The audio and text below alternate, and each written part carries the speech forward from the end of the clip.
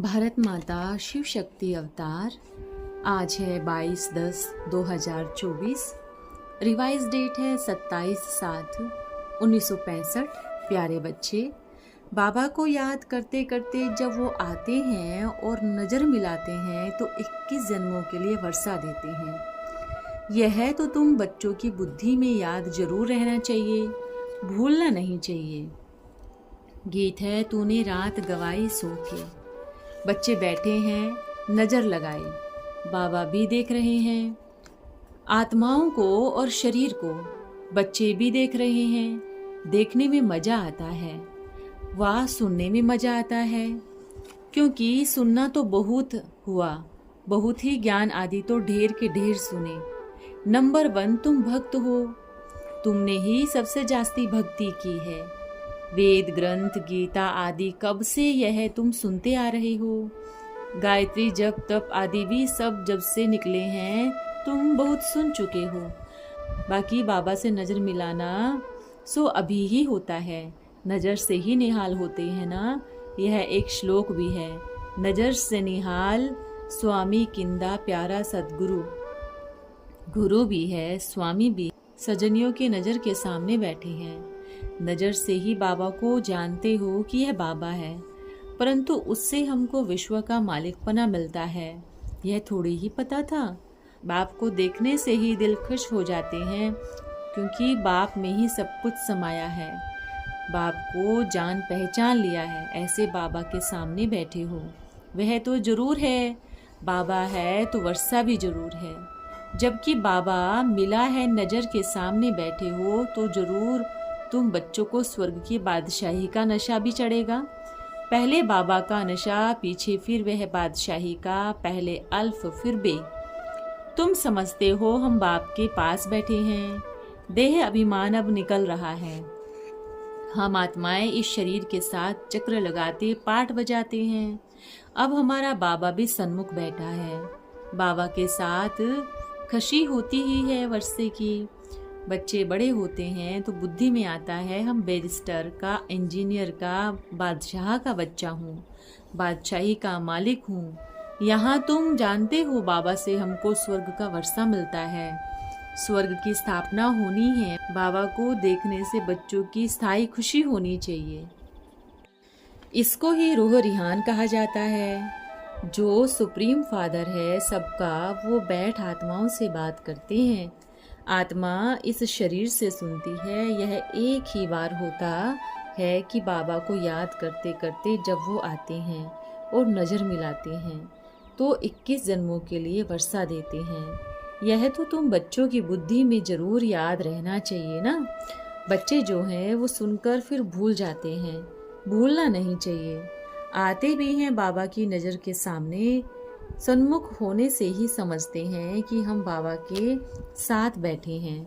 बाबा को याद देखने से ही खुशी का पारा चढ़ता है। बाबा बैठ सृष्टि चक्र का राज समझाते हैं, भिन्न भिन्न प्रकार से समझाते हैं, ताकि बाबा से तुम्हारा पूरा लव हो, आत्मा अपनी दिल पूरी कर दे। क्योंकि बिछड़े हुए हैं ना, अनेक प्रकार के दुख देखे हैं ना, अब सन्मुख बैठे हैं तो देखकर आत्मा हर्षित होनी चाहिए। बाप के सन्मुख होने से ही हर्षित होते हो, वह बाप से दूर होने से भी इतना हर्षितपना रहता है। विवेक कहता है बाहर में तो बहुत बातें सुनते हैं, बुद्धि और तरफ चली जाती है। यह जो मधुबन में बच्चे बैठे हैं सन्मुख बाबा से सुनते हैं, बाबा प्यार की कशिश भी करते हैं। देखो तुम्हारा कितना मीठा प्यारा बाबा है। जानते हो बाबा हमको स्वर्ग का लायक बना रहे हैं। बच्चे थे भी स्वर्ग के मालिक, अब ड्रामा अनुसार गवा दिया है। राज्य गंवाना और पाना यह तो बड़ी बात नहीं, तुम ही इस बात को जानते हो। दुनिया में करोड़ों हैं, कोटों में कोई मुझे पहचानते हैं। मैं जो हूँ, जैसा हूँ, मेरे द्वारा क्या मिलता है, यह समझते हुए भी वंडर है। माया भुला देती है। शिव बाबा में पूरा लव होना चाहिए। लव कैसे बढ़े, जो बाबा से ऊंचे ते ऊंच लेवे। बाबा कहेंगे खिदमत करो, बाबा बच्चों की खिदमत करते हैं ना। बच्चे जानते हैं बाबा दूर देश से आया है, निश्चय बुद्धि बच्चों को कभी थोड़ा भी दुख का लहर नहीं आना चाहिए, परंतु माया बड़ी जबरदस्त है। बाबा तो श्रृंगार रहे हैं, मनुष्यों को देवता बनाते हैं। यह स्कूल ही है मनुष्य से देवता बनने का। पवित्र दुनिया का मालिक बनने लिए ही मेहनत है। यह भी जानते हैं कि हम अपवित्र पतित हैं। बाबा आए हैं हमको पावन बनाने। कहते भी हैं सिर्फ मुझे याद करो। जब मनुष्य मरते हैं तो उनको कहते हैं राम को याद करो, परंतु राम को जानते ही नहीं। भल कितना भी नाम देते हैं, फलाने को याद करो, परंतु उनको कोई फायदा नहीं, कुछ भी पहचान नहीं। अभी तुम बाप के सन्मुख बैठे हो, पूरी पहचान है। तुम आते ही हो शिव बाबा पास। वो तो निराकार है, क्रिएटर है, तो क्रिएशन कैसे करेंगे? प्रजापिता को भी क्रिएटर कहते हैं। ब्रह्मा द्वारा मनुष्य सृष्टि पैदा होती है, इसलिए प्रजापिता अर्थात मनुष्यों का पिता कहा जाता है। तुम ब्राह्मण बने हो, तुम्हारी आत्मा अब अच्छी रीति जानती है। ब्रह्मा द्वारा जानते हैं, ब्रह्मा द्वारा हम बाप के बने हैं, शिव बाबा के पोतरे, प्रजापिता ब्रह्मा के बच्चे। यह भी जानते हो जितना शिव बाबा को याद करेंगे उतना विकर्म विनाश होंगे। तुम जानते हो हमारी विकर्म विनाश हो, विजयमाला में नजदीक पिरोए जाएं। यह तो करना पड़े। फिर यह भी जानते हो कि हम कर्म योगी है। कर्म तो करना ही है। घर बार की संभाल है, उनको संभालते हुए पवित्र रहना है। कमल फूल समान यह मिसाल कोई सन्यासियों से नहीं लगता। यह गृहस्थ व्यवहार में रहते कमल फूल समान पवित्र रह नहीं सकते, ना किसको कह सकते हैं। जो जैसा है ऐसा ही बनाएगा।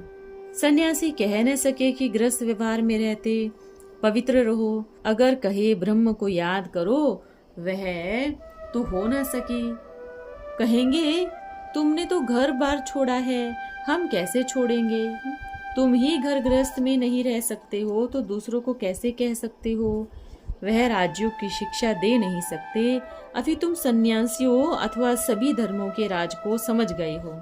हर एक धर्म को अपने अपने समय पर आना ही है। देवी देवता धर्म भी अपने समय पर आने वाला है। कलयुग से फिर सतयुग होना है। सतयुग के लिए चाहिए आदि सनातन देवी देवता धर्म। और कोई धर्म वाले हो मनुष्यों को देवता बना न सके। उनको जाना ही मुक्ति धाम में है, सुख है ही स्वर्ग में। जब हम देवी देवता बने तब तो दूसरे धर्म मुक्ति में जाएं। जब तक हम जीवन मुक्ति धाम स्वर्ग में नहीं गए तब तक मुक्ति में जा नहीं सकते। स्वर्ग और नरक इकट्ठा रह न सके। हम जीवन मुक्ति का वर्षा पाएंगे तो जीवन बंद वाले रहने नहीं देंगे। तुम जानते हो इस समय है संगम। तुम हो कल्प के संगम पर। बाबा से मिलते हो, दूसरे कोई मिल न सके। दूसरे समझते हैं यह तो कलयुग है, संगम समझते नहीं है। तुम समझते हो यह संगम है। हम अभी कलयुग में नहीं हैं। बाबा से स्वर्ग के लिए फिर से अपना वर्षा पा रहे हैं। हम जीते जी मर कर बाप के बनते हैं। एडोप्ट जो बनते हैं उनको दोनों जहानों का मालूम पड़ता है। फलाने के थे, अब फलाने के बने हैं। अपने मित्र संबंधियों आदि सबको जानते हैं। दोनों तरफ का मालूम रहता है। पहले फलाने गावड़े में था, राजा नहीं था। तुम बच्चे भी जानते हो यह पतित दुनिया है। इनसे हमने लंगर उठा लिया है। अभी हम जा रहे हैं पावन दुनिया में, शांति धाम और सुख धाम को याद कर रहे हैं। तुम जानते हो इस दुनिया को छोड़ना है, इससे कोई ताल्लुक नहीं। आत्माओं से बात करते हैं। भगवान अपने बच्चों से यानी परमपिता परमात्मा शालिग्रामों से बात कर रहे हैं।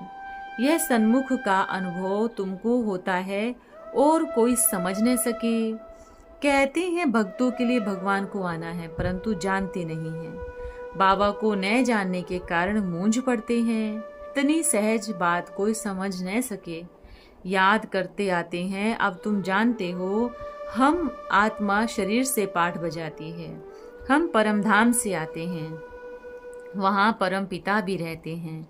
जिसको सब याद करते हैं, परंतु ने आत्मा ने परमात्मा को यथार्थ रीति जानते हैं। कैसे भगवान आकर मिलेगा, क्या आकर करेगा, यह भी नहीं जानते। गीता में तो सारा लिखा हुआ है, नाम ही बदली कर दिया है। बाबा पूछते हैं, तुम मुझे जानते हो ना? कृष्ण थोड़ी ही कहेंगे तुम मुझे जानते हो, उनको तो सारी दुनिया जानती है। यह कोई ज्ञान दे न सके तो जरूर समझना चाहिए भगवान रूप बदलता है, परंतु कृष्ण नहीं बनता। वही मनुष्य तन में आते हैं, कृष्ण के तन में नहीं आते। यह है ब्रह्मा, है वही श्री कृष्ण की आत्मा।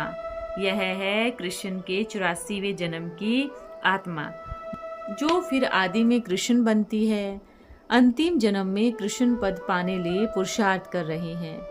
बात कितनी गुप्त है, इसमें सब मूंझ पड़े हैं, कुछ भी समझते नहीं। इसमें भी बड़ी तिकड़बाजी है। तुम समझते हो हम कृष्ण घराने में थे, हमने भी 84 जन्म लिए, अब हम राजभाग ले रहे हैं परम पिता परमात्मा शिव से। कृष्ण को बुद्धि में बैठना ही नहीं है। मनुष्य तो कह देते हैं कृष्ण भगवानवाच, कुछ भी सिद्ध होता नहीं। गीता में तो दिखाया है 5 पांडव जाकर बचते हैं, बस और कल्प को लाखों वर्ष दे दिया। इतनी सहज बात भी मनुष्य नहीं जानते। बाबा कितना इशारे से समझाते हैं, तुम जानते हो हम सूर्यवंशी घराने के थे, अब शूद्र वंश से ब्राह्मण वंश में आए हैं। ब्राह्मणों को भी मुख्य घराना पड़ता है, वर्षा को भी आधा कर दिया है। चोटी ब्राह्मण और शिव बाबा को भूल गए हैं। विराट रूप में बाकी देवता, क्षत्रिय, वैश्य, शूद्र दिखाया है। ब्राह्मण वर्ण में तो जरूर चाहिए। ब्रह्मा की औलाद कहाँ गई, कोई की बुद्धि में नहीं बैठता। तुमको बाबा अच्छी रीति समझाते हैं, बुद्धि में अच्छी रीति धारणा करनी है। जब बाबा की बुद्धि में है तो तुम्हारी भी बुद्धि में रहना है। मैं तुम आत्माओं को आप समान बनाता हूँ। जो सृष्टि चक्र की नॉलेज मेरे में है वह तुम्हारी बुद्धि में भी होनी चाहिए। बुद्धिवान चाहिए, बाबा के साथ योग भी हो और घड़ी घड़ी विचार सागर मंथन करते रहो। तुम सन्मुख बैठे हो, समझते हो, बाबा तो बिल्कुल सहज समझाते हैं। क्या भूल हुई? कहते भी हैं आत्मा परमात्मा अलग रहे बहुकाल। सतगुरु आकर दलाल के रूप में पढ़ाते हैं। दलाल अथवा सौदा करने वाले को मीडिया भी कहते हैं। बाबा कहते हैं मैं मीडिया हूँ ना। बाबा इन द्वारा तुमको अपना बना रहे हैं। मैं खुद ही तुम्हारी सगाई अपने साथ इन द्वारा करा रहा हूँ। दलाल बन अपने साथ सौदा कराते हैं। वंडर है ना। तुम जानते हो मीडियम को याद नहीं करना। मीडियम द्वारा हमारी सगाई होती है। सगाई शिव बाबा से होती है। तुम सब बीच वाले दलाल हो। कहते हो परम पिता परमात्मा से क्या संबंध है। सगाई की युक्ति रचते हो, फिर प्रजापिता का भी नाम देते हैं। वर्षा शिव बाबा से मिलता है। स्वर्ग का रचता भी वो है। बाबा ने कैसे दलाल बनाया सबको। तुम्हारी धंधा ही यही है। जीव की आत्माओं की परमात्मा के साथ सगाई युक्ति से सगाई की थी और वर्षा पाया, फिर से पाते हो। जानते हो हमारा कल्प कल्प संगम युग का ये कार्य है। और कोई भी आत्माओं को परमात्मा से सगाई नहीं कराते। सगाई भी इनसे कराते हो ना जो विश्व का मालिक बनाते हैं। ये सगाई सबसे बड़ी ऊंची है। आत्मा को ये पक्का निश्चय हुआ है हमको बाबा से स्वर्ग का वर्षा लेना है। रूहानी सगाई कराना कल्प कल्प बाबा ही सिखलाते हैं। ये किसकी भी बुद्धि में नहीं है कि कल्प कल्प मनुष्य से देवता जरूर बनते हैं, देवता फिर मनुष्य बनते हैं। बाबा देवी देवता धर्म स्थापन करते हैं। तुम जानते हो बरोबर क्राइस्ट से 3000 वर्ष पहले भारत हेवन था। कहते हुए भी बुद्धि में नहीं आता। तुम कहते रहते हो भ्रष्टाचारी राज्य है। सतयुग में भ्रष्टाचार का नाम ही नहीं होता। ये तो पाप आत्माओं की दुनिया है। भारत स्वर्ग था तो देवी देवताओं का राज्य था। कितने मंदिर आदि बनाते हैं। गवर्नमेंट में मदद करती है, अपने को इरिलीजियस कहलाती है, फिर भी मदद करती रहती है। मंदिर आदि बनाने में, जयंतियाँ त्योहार आदि कितना मनाते हैं, इन सब मनाने की दरकार ही नहीं, जबकि रिलीजियस से कनेक्शन ही नहीं। इसलिए कहा जाता है तुम तो जैसे नास्तिक हो। हाथी शेर का रिलीजियस होता है क्या? जैसे जानवर है। कहते भी हैं उल्लू का बच्चा रिलीजियस चले जाने से जैसे जानवर बन जाते, कोई कार्य सिद्ध नहीं हो सकता, और ही गिरते जाते। सबकी उतरती कला है। तुम जानते हो हमारी है चढ़ती कला, इसमें सेकंड लगता है, उतरती कला में 84 जन्म लगते हैं। फिर अब तुम्हारी चढ़ती कलाएं होती है। तो ऐसे ज्ञान देने वाले बाबा के साथ कितना मीठा और सच्चा रहना चाहिए, डर भी रहना चाहिए उनके साथ। फिर धर्मराज भी है ना, भक्ति मार्ग में भी धर्मराज है, पूरे कर्मों का दंड देते हैं, हिसाब किताब सबका है, ड्रामा में यह सब नोंद है। अच्छा, बाप दादा के सभी बच्चों को नमस्ते, याद प्यार, गुड मॉर्निंग। हम बच्चों की प्यारे बाप दादा को याद प्यार, गुड मॉर्निंग। आज का वरदान है कर्म बंधन मुक्त भव। सदा स्वयं को जीवन मुक्त, बंधन मुक्त अनुभव करते हो। संगम का प्रत्यक्ष फल जीवन मुक्त स्थिति। कर्म बंधनों से मुक्त होने की विधि क्या है? जितना जितना ऐश्वर्य बंधनों को तेज करेंगे तो कर्म बंधन आप ही ढीले हो जाएंगे। बंधन से ही बंधन कटता है। जितना वह कर्म बंधन पक्का, उतना ही यह ऐश्वर्य बंधन को भी पक्का करो तो वह बंधन जल्दी कटेगा। ओम नमः शिवाय।